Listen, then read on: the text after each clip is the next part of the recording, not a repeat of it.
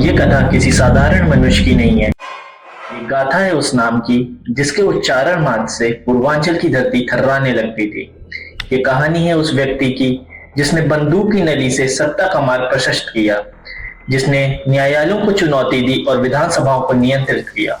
अपराध, आतंक, जातीय संघर्ष और राजनीति, इन चार स्तंभ पे खड़ा था एक साम्राज्य।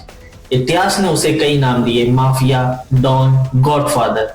5 अगस्त 1993 में उत्तर प्रदेश के गोरखपुर जिले के चिल्लूपार क्षेत्र में भोलानाथ तिवारी के घर में एक बच्चे ने जन्म लिया।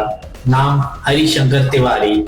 एक गांव जहां से एक आदमी की कहानी ने पूर्वांचल की पूरी धरती को हिला के रख दिया। जन्म से तो ब्राह्मण थे, लेकिन तब कौन जानता था कि ये बालक एक दिन उत्तर प्रदेश की राजनीति में किंग मेकर के रूप में जाना जाएगा। गोरखपुर से लगभग 55 किलोमीटर दूर तांडा गांव में उन्होंने प्रारंभिक शिक्षा प्राप्त की, जबकि इंटरमीडिएट की पढ़ाई बढ़लगंज से पूरी की। इसके बाद स्नातक की शिक्षा के लिए वे गोरखपुर विश्वविद्यालय पहुंचे, जहां उस समय न केवल पूर्वांचल बल्कि पूरे क्षेत्र शिक्षा के लिए सबसे बड़ा केंद्र माना जाता था। इसी माहौल में गोरखपुर विश्वविद्यालय में हरिशंकर तिवारी और बलवंत सिंह उभरते हुए छात्र नेता बने। दोनों के बीच वर्चस्व को लेकर एक आदर्श, तीखी और मानसिक जंग चल रही थी। इस संघर्ष की सबसे अहम बात यह थी कि छात्र राजनीति में पहली बार जातिगत पहचान को एक हथियार के रूप में इस्तेमाल किया जाने लगा, और यहीं से आने वाले वर्षों की राजनीति को दिशा और दशा मिली। हरिशंकर तिवारी जब पहली बार विधायक बनकर सुर्खियों में आए, तब बहुत लोगों को लगा उनकी असली पहचान की शुरुआत है, लेकिन सच्चाई इससे कई पहले की थी। उत्तर प्रदेश, खासकर गोरखपुर की गलियों में उनका नाम पहले ही ताकत और दबदबे का पर्याय बन चुका था। 70 का दशक था, देश की राजनीति करवट ले रही थी। जयप्रकाश नारायण की अगुवाई में उठी लहर ने कांग्रेस की जड़ों को हिलाकर रख दिया था। इसी बदलाव की गूंज विश्वविद्यालय तक पहुंची, जहां छात्र राजनीति से भाषणों और नारों तक सीमित नहीं रही, ये वर्चस्व की लड़ाई बनकर उभरी। इसी माहौल में गोरखपुर विश्वविद्यालय में एक नाम उभरा, हरिशंकर तिवारी। तेजी से बढ़ती पकड़, समर्थकों की फौज और बेखौफ अंदाज में उन्हें छात्र नेता से कहीं आगे पहुंचा दिया। लेकिन ये सिर्फ राजनीति नहीं थी, ये था ताकत का खेल, जहां दुश्मनी बंदूकों से निभाई जाती। उस दौर में छात्र संघ की राजनीति कॉलेज की 4 दीवारी में कैद नहीं थी, ये सड़कों पर उतर चुकी थी। विश्वविद्यालय के गुट शहर में अपनी धाक जमाने के लिए खुलेआम हिंसा पर उतर गए थे।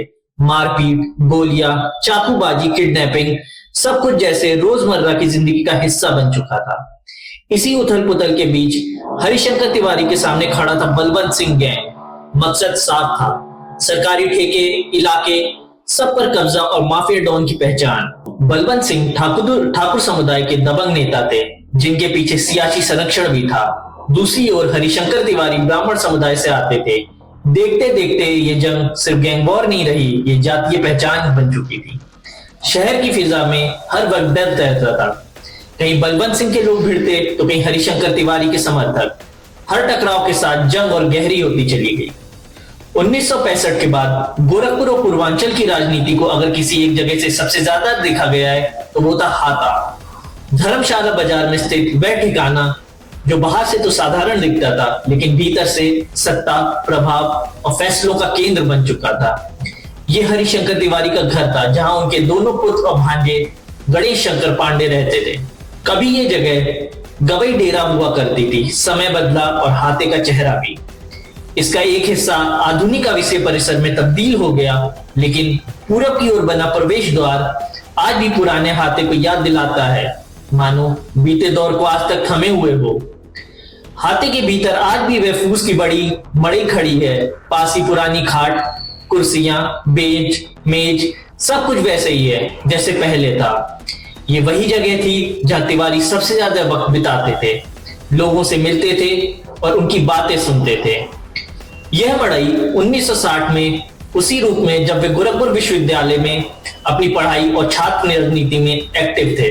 उत्तर प्रदेश की राजनीति में उनकी पहचान भले ही एक बाहुबली नेता के तौर पर की गई हो, लेकिन हाथा के आसपास के रहने वाले लोग उन्हें एक स्नेही अभिभावक की तरह याद करते हैं। सुबह सुबह ट्रैक सूट में टहलते हुए हाथे के बाहर आ जाते, किसी से हालचाल पूछते तो किसी की बात पर ध्यान देते। मिलने वालों से उनका व्यवहार बेहद विनम्र रहता, आवाज धीमी, शब्द सधे हुए। वे मीडिया से दूरी बनाए रखते थे, लेकिन आम लोगों से नहीं। हाथा सिर्फ एक मकान नहीं था, वह एक ऐसा मंच था जहां राजनीति, ताकत, मानवीय रिश्ते एक साथ सांस लेते थे। 1975 में गोरखपुर ने वह देखा जिसकी किसी ने कल्पना नहीं की थी। माइक लगाकर खुलेआम ऐलान होता था, कल दोपहर 12 बजे से 4 बजे तक कोई अपने घर से बाहर ना निकले। इन घंटों में शहर मानो सांस रोक लेता था। हरिशंकर तिवारी और वीरेंद्र शाही के बीच गोलियों की आवाजों घंटों तक गूंजती थी। जब तक फायरिंग चलती, गोरखपुर कर्फ्यू जैसे हालात में कैद रहता। इस गैंग वॉर ने कई जिंदगियां ले ली। गोलियों की गूंज अखबारों की सुर्खियां बनी, रेडियो की खबरों में बदली और गोरखपुर की पहचान पर हमेशा के लिए एक साया छोड़ गई। हरिशंकर तिवारी और वीरेंद्र शाही के बीच गोरखपुर विश्वविद्यालयों में शुरू हुई टकराव की चिंगारी वक्त के साथ सिर्फ छात्र राजनीति तक सीमित नहीं थी। ये टकराव धीरे धीरे वर्चस्व की एक ऐसी आग बना जिसकी लपटें पूर्वांचल तक महसूस की जाने लगी। 1980 के दशक आते आते गोरखपुर मंडल के चारों जिलों में हालात सुलगने लगे।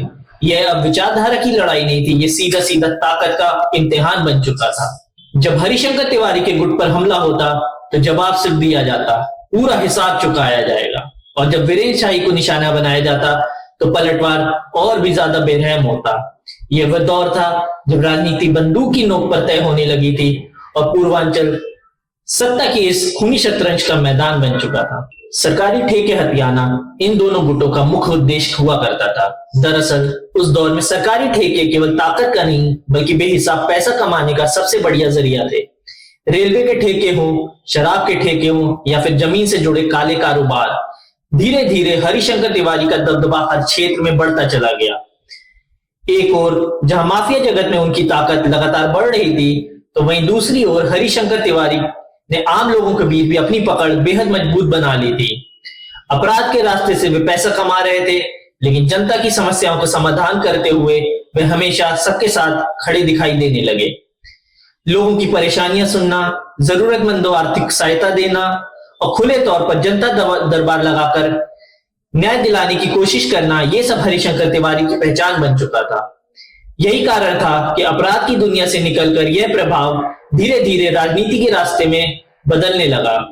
जनता के बीच बनाई गई ये पैठ आगे चलकर हरिशंकर तिवारी की राजनीति सफर की नींव साबित हुई। सन 1985 में उत्तर प्रदेश के गोरखपुर जिले की चिल्लूपार विधानसभा सीट ने पूरे उत्तर प्रदेश की राजनीति का ध्यान अपनी ओर केंद्रित कर लिया, क्योंकि भारतीय लोकतंत्र के इतिहास में पहली बार ऐसा हुआ जब जेल में बंद किसी उम्मीदवार ने चुनाव लड़ा और वो विधायक बनकर उभरा। यह उम्मीदवार थे हरिशंकर तिवारी, जो ब्राह्मण समाज से आते थे। उन्होंने कांग्रेस प्रत्याशी मार्कंडे को 21,728 मतों से पराजित किया। ये जीत सिर्फ सीट की नहीं थी, बल्कि बाहुबल, प्रभाव और सत्ता के नए समीकरणों की शुरुआत थी, जिसने उत्तर प्रदेश की राजनीति में उस दौर को सूत्रपात किया जहां चुनाव केवल नीतियों से नहीं बल्कि ताकत, दबदबे और वर्चस्व से लड़ा जाता था। चिल्लूपार से शुरू हुई ये कहानी आगे चलकर पूरे पूर्वांचल की राजनीति की दिशा बदलने लगी थी। जेल से विधायक बनने के बाद हरिशंकर तिवारी ने पीछे मुड़कर कभी नहीं देखा और उनके सबसे बड़े राजनीतिक प्रतिद्वंदी वीरेंद्र प्रताप शाही ने लक्ष्मीपुर विधानसभा सीट से विधायक बने। शुरुआती वर्षों में दोनों नेता अपने अपने समुदाय के प्रभावशाली नेताओं के संरक्षण में आगे बढ़े, लेकिन समय के साथ परिस्थितियां बदली और संरक्षण की छाया से निकलकर उन्होंने खुद एक स्वतंत्र और मजबूत शक्ति के रूप में अपने आप को स्थापित किया। जब ये दोनों गुट आमने सामने आए तो टकराव केवल राजनीतिक वर्चस्व तक सीमित नहीं रहा, बल्कि खून खराबे में बदल गया, जिसने गोरखपुर और आसपास के इलाकों में दहशत का माहौल बना दिया। हालांकि गंभीरता को देखते हुए तत्कालीन कांग्रेस सरकार और उत्तर प्रदेश के मुख्यमंत्री वीर बहादुर सिंह को सख्त कदम उठाने पड़े और उन्होंने 1986 में गैंगस्टर एक्ट की शुरुआत की। इस कानून के तहत न सिर्फ अपराधियों पर कार्रवाई का प्रावधान किया गया, बल्कि अपराध से अर्जित संपत्तियों को भी निशाना बनाया गया, जिसमें जिला मजिस्ट्रेट को यह अधिकार दिया गया कि यदि उसे विश्वास हो जाए ये कोई संपत्ति गैंगस्टर प्रतिनिधियों के अर्जित की गई है, तो अदालत में अपराध सिद्ध बिना भी उसकी कुर्की की जा सके। कांग्रेस प्रत्याशी को चुनाव में हराने के बावजूद हरिशंकर तिवारी धीरे धीरे कांग्रेस नेतृत्व को पसंद आने लगे। उन्होंने उस समय ब्राह्मण समाज के सबसे प्रभावशाली नेता माने जाने वाले पंडित कमलापति त्रिपाठी से नजदीकियां बढ़ाई। परहेलगंज में आयोजित एक ब्राह्मण सम्मेलन में तिवारी ने त्रिपाठी जी को आमंत्रित किया, लेकिन कार्यक्रम के बाद जब वे उन्हें छोड़कर लौट रहे थे, तब पुलिस दल ने अचानक उन्हें घेर कर गिरफ्तार कर लिया। इस खबर के फैलते इलाके में जय जय हरिशंकर के नारों की गूंज लगी और मामला सीधे पंडित जी के पास पहुंचा। इसके बाद कांग्रेस ने जिस स्तर का सम्मान पंडित कमला त्रिपाठी को दिया, लगभग वही सम्मान हरिशंकर तिवारी को भी मिला। हरिशंकर तिवारी ने 1985 में पहला चुनाव निर्दलीय जीता। 1998 में अपनी राजनीतिक पार्टी अखिल भारतीय लोकतांत्रिक कांग्रेस का गठन किया और 1985 से 2017 के बीच लगातार वह 6 बार विधायक चुने गए। गोरखपुर के मानवपुर गांव के रहने वाला श्री प्रकाश शुक्ला कॉलेज की पढ़ाई के दौरान ही अपराध की दुनिया की ओर बढ़ने लगा। पहलवानी में रुचि रखने वाला कम उम्र का ये युवक अपनी एक अलग पहचान बना रहा था, लेकिन महज 20 वर्ष की उम्र में उसने एक ऐसा अपराध कर दिया जिसने उसे न सिर्फ पूर्वांचल बल्कि उत्तर प्रदेश का मोस्ट वांटेड अपराधी बना दिया। साल 1995 में बहन से छेड़छाड़ के आरोप में राकेश तिवारी नाम के युवक की उसने हत्या कर दी और इस हत्या श्री प्रकाश शुक्ला ने खुद अंजाम दिया, जिसके साथ ही उसका नाम पुलिस रिकॉर्ड में दर्ज हो गया। इस वारदात के बाद वह पूर्वांचल के कुख्यात बाहुबली हरिशंकर तिवारी के संपर्क में आया और कहा जाता है कि तिवारी ने उसे राजनीतिक संरक्षण प्रदान किया।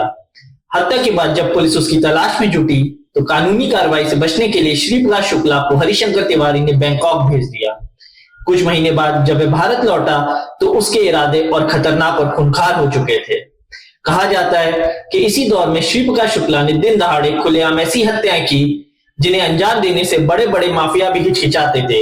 ये वही समय था जब पूर्वांचल राजनीति और अपराध की दुनिया की एक बार फिर खून और खौफ में रंगने लगा था।